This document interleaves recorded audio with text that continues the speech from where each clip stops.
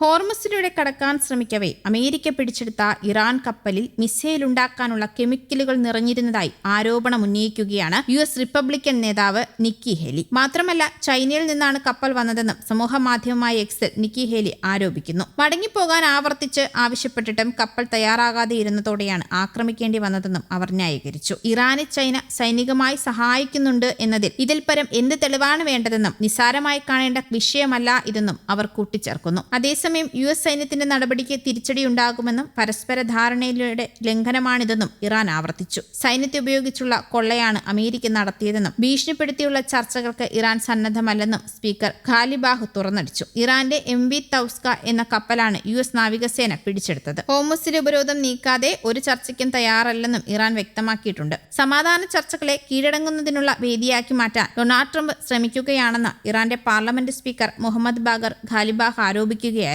ഭീഷണിയുടെ നിഴലിൽ ചർച്ചകൾ നടത്തുന്നത് ഇറാന്റെ നയമല്ല എന്നും അമേരിക്കയുടെ സമ്മർദ്ദതന്ത്രങ്ങൾക്ക് വഴങ്ങില്ല എന്നും അദ്ദേഹം അറിയിച്ചു. ഭീഷണികൾക്ക് കീഴിൽ ചർച്ചകൾ നടത്തിയാൽ അത് പുതിയ യുദ്ധതന്ത്രങ്ങൾ പുറത്തെടുക്കാൻ ഇറാനെ പ്രേരിപ്പിക്കുമെന്നും ഇറാൻ അതിൽ മടിക്കില്ല എന്നും അദ്ദേഹം മുന്നറിയിപ്പ് നൽകി. ട്രംപിന്റെ നയങ്ങൾക്കെതിരെ കടുത്ത ഭാഷയിലാണ് ഖാലിബാഹ് പ്രതികരിച്ചിരിക്കുന്നത്. ഹോർമസ് കടലിടുക്കിൽ ഇറാനിയൻ കപ്പൽ പിടിച്ചെടുത്ത നടപടി മേഖലയിൽ വലിയ പ്രത്യാഘാതങ്ങൾ ഉണ്ടാക്കുമെന്നും അദ്ദേഹം പറഞ്ഞു. സമാധാനപരമായ ചർച്ചകൾക്ക് ഇറാൻ ഇപ്പോഴും തയ്യാറാണ്. എന്നാൽ അത് പരസ്പര ബഹുമാനത്തോടെയും അന്തസ്സോടെയും ആയിരിക്കണം. ഉപരോധങ്ങളും സൈനിക ഭീഷണികളും ഉയർത്തിക്കൊണ്ട് ചർച്ചാമേശയിലേക്ക് ഇറാനെ എത്തിക്കാമെന്ന് ആരും കരുതേണ്ട എന്നും അദ്ദേഹം കൂട്ടിച്ചേർത്തു. ഇസ്ലാമാബാദിൽ രണ്ടാംഘട്ട ചർച്ചയ്ക്കായി US vice president JD Vance എത്തിയിരുന്നുവെങ്കിലും ഇറാൻ ഇതുവരെയും സന്നദ്ധമായിട്ടില്ല. വെടിനിർത്തൽ നീട്ടാൻ താൻ തയ്യാറല്ല എന്നും കരാറിലെത്തുക മാത്രമാണ് ഇറാന് മുന്നിലുള്ള വഴിയെന്നുമായിരുന്നു ഡൊണാൾഡ് ട്രംപിന്റെ പ്രതികരണം. അതേസമയം US സൈന്യം പിടിച്ചെടുത്ത കപ്പൽ യുദ്ധത്തിൽ സ്വന്തമാക്കിയ വസ്തുവകയായിട്ടാകും കണക്കാക്കുകയെന്നും കപ്പലിൽ IRGC കമാൻഡോയുണ്ടെങ്കിൽ അവരെ യുദ്ധത്തടവുകാരായി കൊണ്ടുപോകുമെന്നും അനലിസ്റ്റും മുൻ US നേവി ക്യാപ്റ്റനുമായ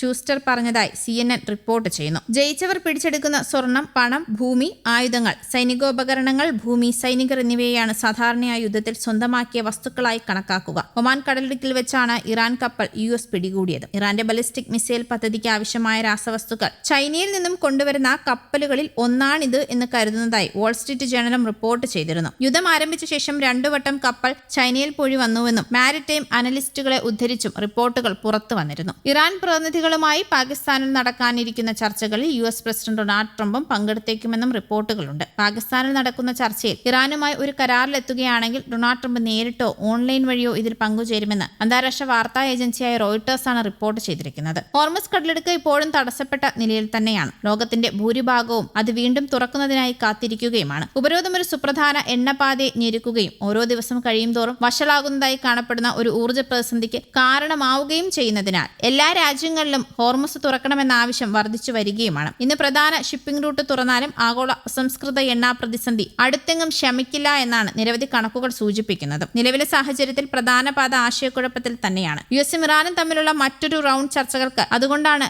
ലോകം ഇപ്പോൾ പ്രതീക്ഷയോടെ മുഴുകിയിരിക്കുന്നത്. News desk Kerala Kaumudi.